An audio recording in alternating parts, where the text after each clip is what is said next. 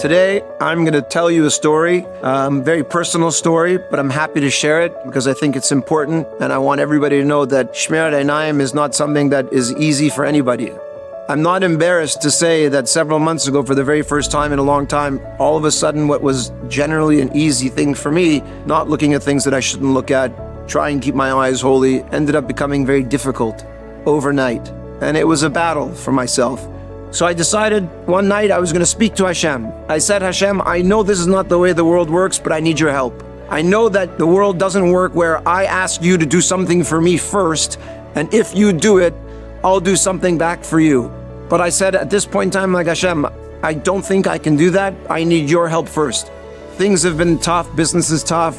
So tomorrow when I get to the office, Hashem, if you could show me a deal that comes across my desk out of the blue and show me, Don, I heard what you said tonight, I will realize, Hashem, thank you very much. You're helping me. It's going to give me the chizuk and strengthen me. I'm going to go right back to where I was. I come to the office the next morning. At 10 o'clock in the morning, I get a phone call. It was a tenant that I've been chasing for 8 years.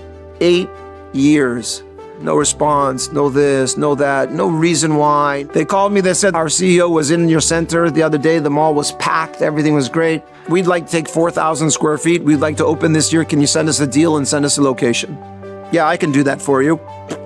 Hang up the telephone, I turn to the heavens, I'm like, Hashem, that's about as big as I could have possibly asked. Thank you for doing that for me, I really appreciate it. Now I see I'm going to strengthen myself and go.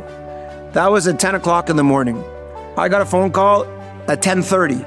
Hey, Don, our CEO was in the mall last week. The mall was really busy. We want 4,000 square feet. We want to open this year. Do you have space? Can you send us a deal? Another tenant that I was chasing for 5 years. My phone rang at 12 o'clock, 1 o'clock, 3 o'clock, and 4 o'clock that day.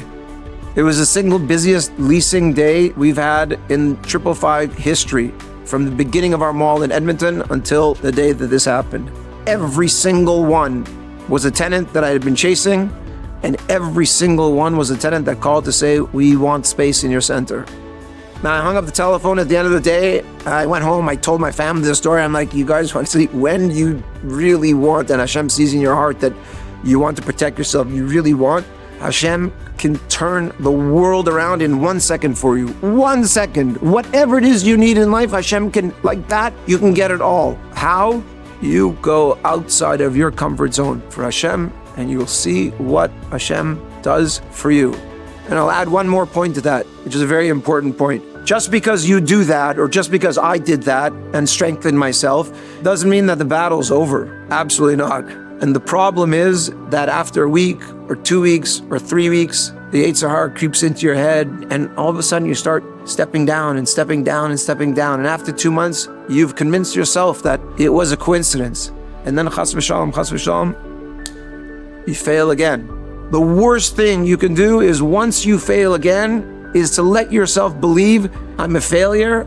What does it matter? I'm just going to keep going down that path. That would be the worst outcome possible, because people will fail. Even after you get 6 phone calls out of the blue in one day. The key is, Hashem, I made a mistake. I'm going to strengthen myself. I'm going to start back at day 1, and I'm going to keep going from there. And when Hashem sees you pick yourself back up, you'll see miracles after miracles after miracles.